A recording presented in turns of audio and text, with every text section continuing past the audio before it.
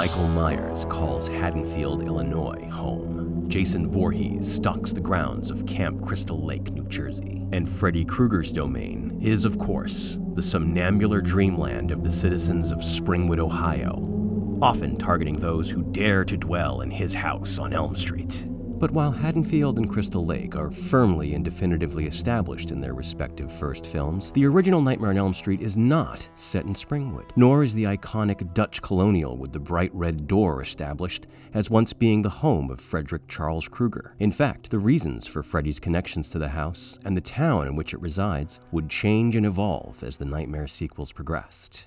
In this video essay, we will ask the questions: where is A Nightmare on Elm Street set? And why is the Elm Street house Freddy's home?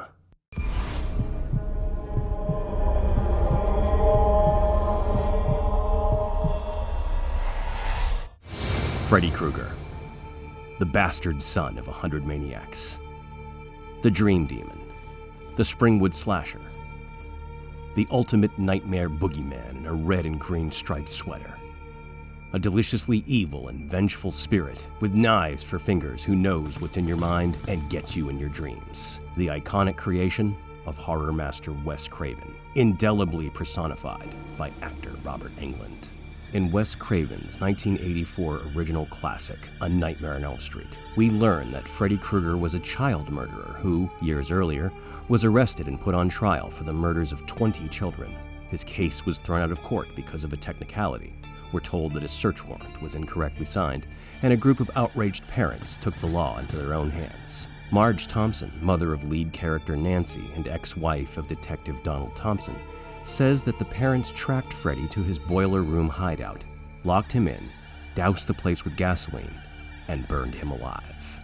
In the film, Marge shows Nancy that she has kept Freddy's finger knives in the furnace as some kind of a trophy, or perhaps a chilling reminder of what she and the other parents had done. He's dead, honey, because Mommy killed him.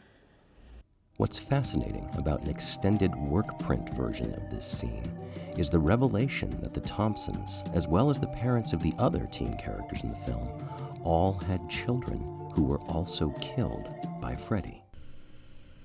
You weren't always an only child. But most important for this essay, in the original screenplay, it is revealed that Marge Thompson was the individual who literally killed Freddy Krueger. In a scene that would be dramatized in later films in the Freddy's Nightmares TV series, Marge explains that Krueger burst from the burning boiler room, a screaming human torch, slashing at the lynch mob with his finger knives, and declaring, before he died, that he would get his revenge by killing all of their children. None could do what had to be done. Krueger rolling and screaming so loud the whole state could hear. No one could take your father's gun and kill him good and proper, except me. He can't get you now, because Mommy killed him. While Freddy's glove being kept symbolically in the furnace of the Thompson house offers an unspoken explanation as to why Freddy seems to be specifically haunting 1428 Elm Street, the extended scripted version of the scene provides a definitive reason as to why Freddy seems to be placing so much emphasis on dragging out and psychologically torturing Nancy Thompson and her family specifically. He kills all of her friends and saves her for last, driving her to the brink of sleep-deprived insanity. But the scene also explains why, in the climax of the first film, Freddy kills Marge Thompson, apparently more than once, thus making her the only Elm Street parent directly targeted by Freddy. These details about Freddy's glove and Marge Thompson's role in Krueger's murder will be important later. But while we're discussing Wes Craven's original screenplay for A Nightmare on Elm Street, it's important to mention that the script and the film itself make it abundantly clear that Elm Street is located somewhere in a suburb of Los Angeles. There is no attempt made to hide the fact that the unspecified Anytown, USA of the first film is somewhere in LA. Plenty of sunshine and palm trees, California license plates, and a scene set at the picturesque and regionally specific canals of Venice Beach. And the word Springwood is never uttered or shown. And as a side note, another film in the franchise would definitively solidify Wes Craven's intended location for A Nightmare on Elm Street, but we'll get to that in part 2. So when exactly did Elm Street retroactively become a neighborhood in Springwood, Ohio? And since the first film never mentions it, and clearly never intended it, when did the house on 1428 Elm Street become Freddy Krueger's home? 1985's A Nightmare on Elm Street 2, Freddy's Revenge was, by all accounts, a hastily produced sequel, released to theaters within 1 year of the release of the first film, and made without the involvement of Wes Craven, at a point when there was no Nightmare franchise. This was, creatively speaking, uncharted territory, in that no plan or formula existed for what an Elm Street sequel should be. For many fans, Nightmare 2 is often considered the black sheep of the franchise, with situations, plot points, and continuity that some argue make it non-canonical. But for a film that is arguably ignored or dismissed by the other sequels, it certainly introduces several canonical elements which will stick with the in-continuity franchise all the way through to Freddy vs. Jason in 2003. For example, A Nightmare on Elm Street 2 is the first time the house at 1428 Elm Street is given its signature blood-red front door. In Craven's original, the front door is blue.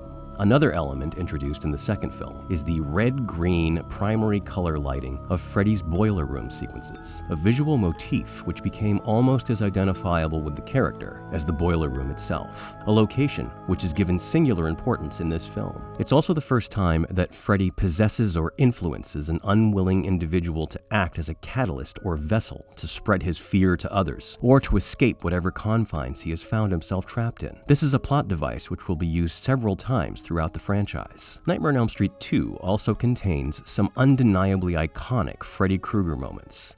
You've got the body. I've got the brain.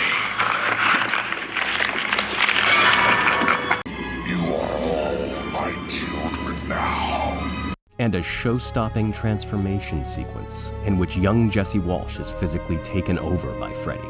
And yes, Nightmare on Elm Street 2 is the first film in the franchise to establish that Freddy Krueger's sleepy stomping grounds are a town called Springwood. Now, where Springwood is located exactly, and where the name Springwood originated, are fascinating topics. Nightmare 2 was directed and co-written by New Line stalwart Jack Shoulder. Up until the early 80s, New Line's business was primarily film distribution. But New Line Cinema founder Bob Shea and his partners saw the teenage horror box office boom explode in the wake of independent slasher films like 1978's Halloween and 1980's Friday the 13th, and decided to roll the dice on producing their own low-budget horror film. And their initial feature film entry into the genre was director Jack Shoulder's 1982 slasher thriller Alone in the Dark, starring Dwight Schultz, Jack Palance, Martin Landau, and Donald Pleasance, and featuring Lynn Shay in her first appearance in a New Line film. This underrated film, a One Flew Over the Cuckoo's Nest meets Straw Dogs siege scenario, features not one but 4 escaped mental patients wreaking homicidal havoc. It not only opens with an Elm Street-style dream sequence 2 years before the first Nightmare on Elm Street, but it also includes a kill sequence involving a maniac wearing a hockey mask, released at virtually the same time as Friday the 13th Part 3. But most importantly, it has a very interesting name for the fictional town in which it's primarily set. Hey, there's a Dynamite band that's playing Springwood this weekend. Where do you live? In Springwood. And so, the Springwood setting in the Elm Street franchise began in Freddy's Revenge as a winking nod to Alone in the Dark by director Jack Shoulder, a detail which he confirms in the definitive Elm Street franchise documentary, Never Sleep Again. It was never said where the town was that was in the original Nightmare on Elm Street. You know, it was supposed to sort of have a Midwestern feel. We actually had to come up with a name for the town. I came up with the idea of Springwood, and in fact, my film production company is called Springwood Productions. Oh, my God, he's back, don't you? Silly thing to ask you, but how many of what? So, now we know where Springwood came from, but in terms of where Springwood is, there is no indication in Freddy's Revenge that it's located in Ohio. If anything, there is still enough California license plates and other visual signifiers to once again place Springwood's Elm Street neighborhood somewhere in Los Angeles. A Nightmare on Elm Street 2 carries on the first film's supernatural notion that the Thompson house, now inhabited 5 years later by Jesse Walsh and his family, is where Freddy's spirit is trapped, seemingly because his glove is still symbolically hidden in the basement furnace, the glove being the totem that somehow keeps Freddy's presence locked in the house. And while the film makes some interesting retcons in terms of what happened in the Elm Street house since the events of the first film, did they tell you that that girl lost her mind, and her mother killed herself in our living room. What? Did they tell you that? There are no further revelations that the house they have moved into was also once the residence of a notorious serial-killing child murderer. In fact, in the second half of the film, as Freddy gains more physical mobility around Springwood thanks to unwilling vessel Jesse, the importance of Freddy's power base seems to shift from the Elm Street house to an abandoned power plant on the outskirts of town, where, we're told for the first time, Freddy used to work and kill. Fred Krueger kidnapped 20 kids and brought them here and killed them. It's worth pointing out that Lisa's research on Freddy in this scene also retroactively introduces Freddy's press moniker, the Springwood Slasher, a nom de plume which would be used throughout the Elm Street franchise. While the first two films give us two iconic Springwood locations to directly connect with Freddy Krueger, which are usually presented in concert with one another, the Elm Street house often serving as a passageway to the ominous boiler room in dream sequences. Wow. What is this place? What is this place? A Nightmare on Elm Street 3 would retcon a third, critically important ancestral territory into Freddy's past, one which is called out by a character directly tied to Freddy's origin story as the place where it began. What was this place?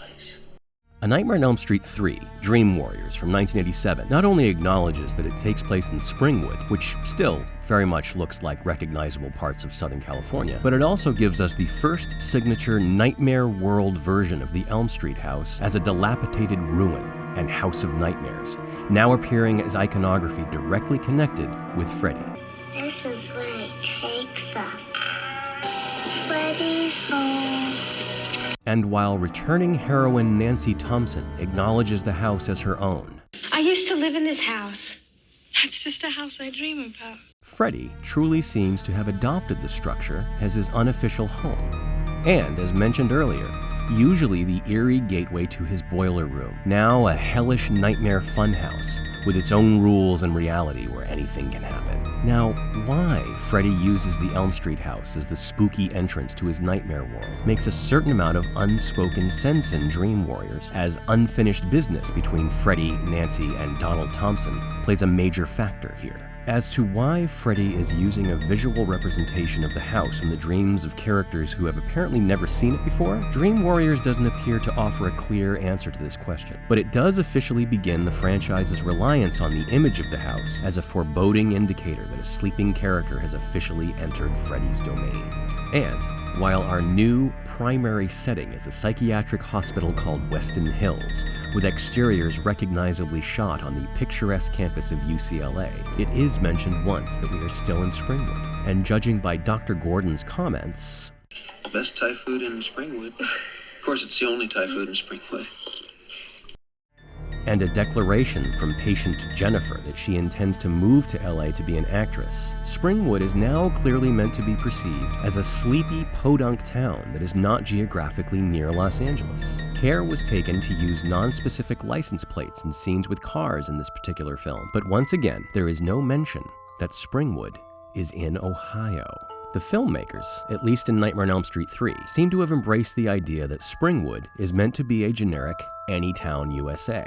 And speaking of Jennifer and the patients at Weston Hills, Nancy informs them that they are the last of the Elm Street children. Now, it's understood that she means that they are the last living offspring of the Springwood vigilante parents responsible for Freddy's death, but whether or not they literally all lived at addresses on Elm Street at one time is a matter we will discuss in part 2 of this essay.